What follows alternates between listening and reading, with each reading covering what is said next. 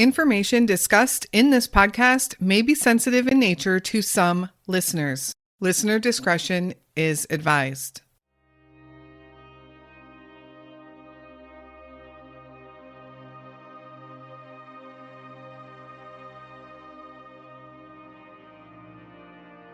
Kendra Battelo walks into a room and people look. She is beautiful, but what people really notice is her smile. A smile that is contagious and seems to infect everyone that she comes in contact with. One of Kendra's joys in life was her family. She was close to her mother, her siblings, her grandmother, and several cousins. Kendra lived in Enid, Oklahoma in 2022, and she was struggling a bit. She was in a tumultuous relationship with boyfriend Colby Shepard. Their relationship was more than tumultuous, actually. It was violent. In June 2022, Colby had been arrested for domestic violence against Kendra, with Kendra stating that Colby had strangled her. And there were, in fact, photographs in the police file depicting Kendra's injuries. Colby's court date was scheduled for July, and he was released on bail. In early July, Kendra was with some friends and staying at a home on West Randolph Avenue in Enid, possibly still with Colby. Kendra visited her grandmother on or around July 4th, something that Kendra did often. She was very close to her grandmother, but her grandmother would later note that Kendra seemed off somehow. She wasn't her bubbly, chatty, cheerful self. Around midnight on July 7th, Kendra had a conversation with her mother on the phone. Little did her mother know, that would be the last time that anyone saw or heard from Kendra. After a few days of trying to reach Kendra with no luck and no signs of her on social media, her family reported her missing. Sightings would come in here and there, but Kendra remains missing. Her social media and her phone have also been silent. Where is Kendra Nicole Battelo?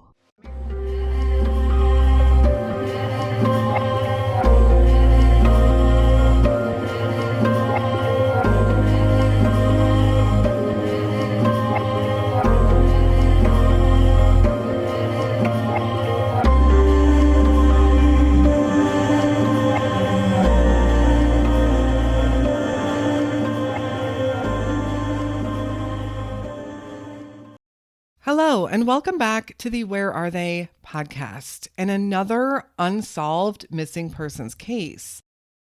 And stay tuned at the end for an update on a case that we covered last year. I wasn't sure about covering the case of Kendra just because there is just so very little out there about her. And there's a lot of online chatter that I came across, but all of it seems very questionable, very unreliable. But her story does need to be told. Her name needs to get out there. This young woman, young mother, is still missing. In July of 2022, Kendra was a beautiful 24-year-old young woman just a month away from her 25th birthday. Kendra was also a young mom. Kendra's case came recommended to me by a listener, Lisa. Thank you, Lisa, for your suggestion. If anyone has a case they'd like to recommend, you can send that over to me via social media. Links are in the notes, or email me at canwefindthem@gmail.com. And I want to give a huge welcome to our newest Patreon member, Haley. Thank you so much for your support of our show. Now, let's get into the story of Kendra Nicole Battelo. Kendra Battelo was born on August 24th, 1997. She grew up and lived in the Enid, Oklahoma area. She seemed to have a large and very close-knit family. Although they did have their struggles, they all stayed in contact with each other regularly. Kendra is described as a girl with dark features, dark hair, and dark hazel eyes. She is part Native American, belonging to the Muskogee Nation.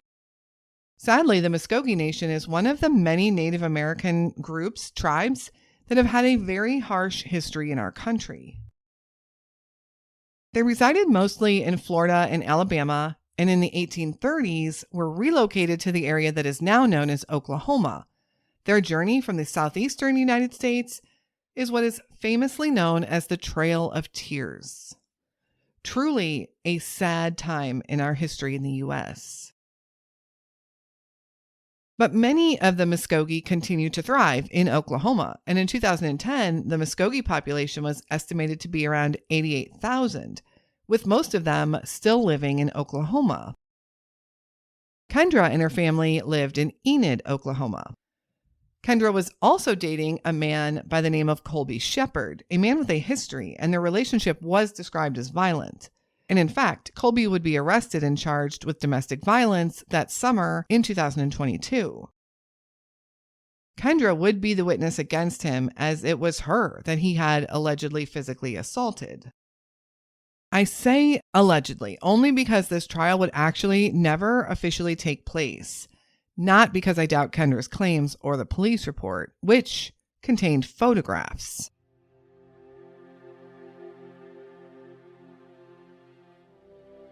The disappearance.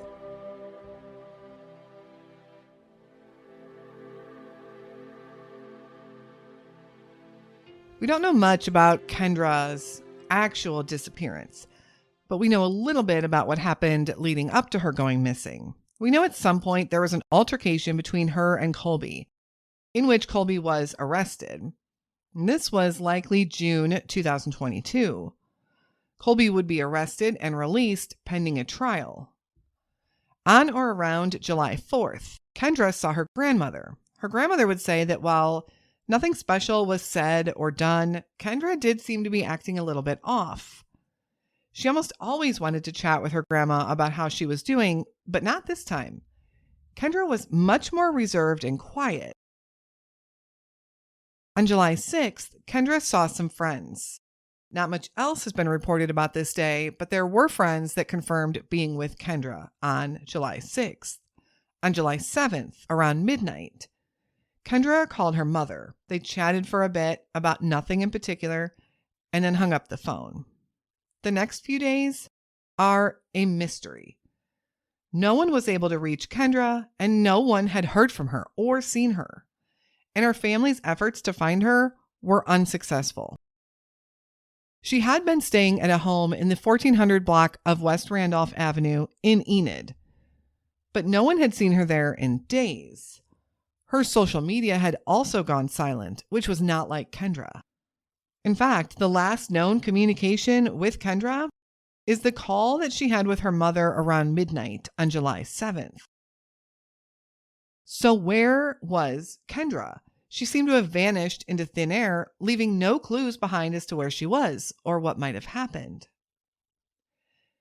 And to make matters worse, in the following days, Colby's domestic violence case was dropped, primarily because Kendra wasn't there to follow through as a witness.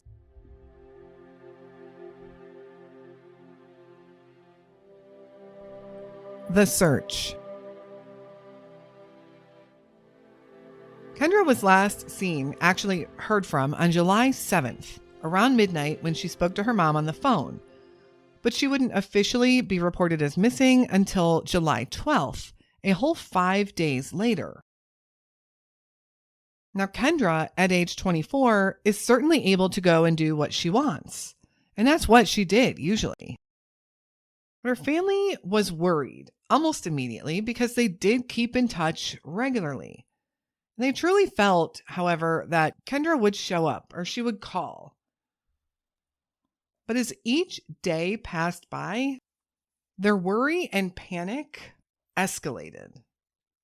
And when almost a week later, no one had heard from Kendra and no one had seen her, an official missing persons report was made to the Enid Police Department. What efforts were done to search for Kendra? Well, not much in the beginning.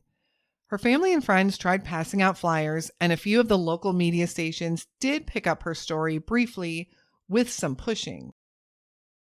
And interestingly, a sighting would come in of Kendra from July 20th.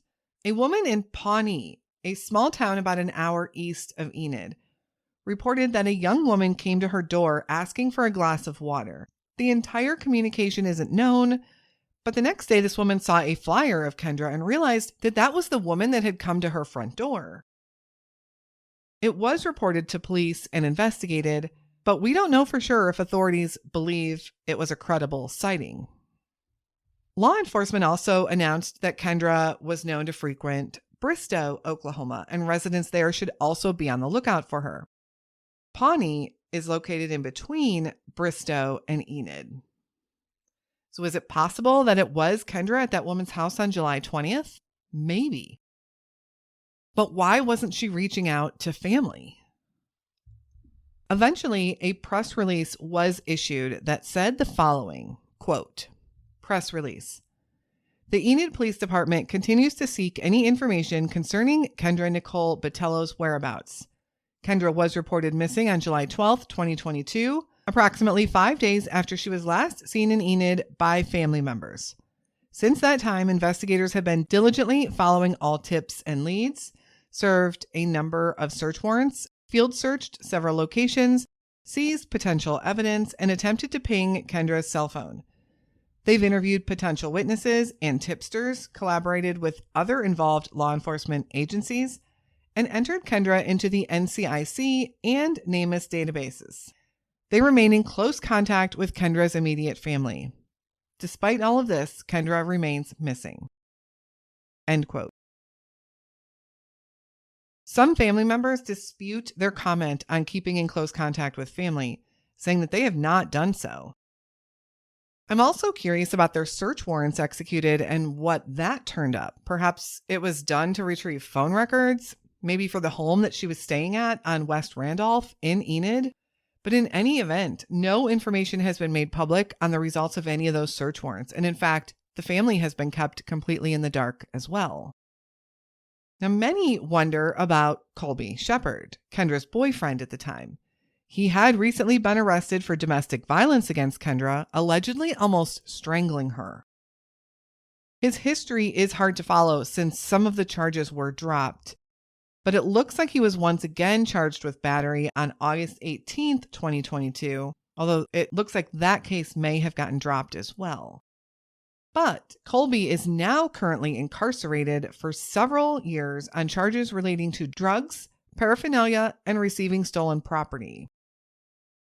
The fact that he was violent with Kendra just days leading up to her disappearance is troublesome.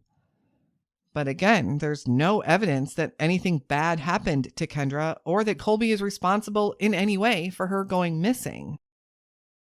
But one does have to wonder.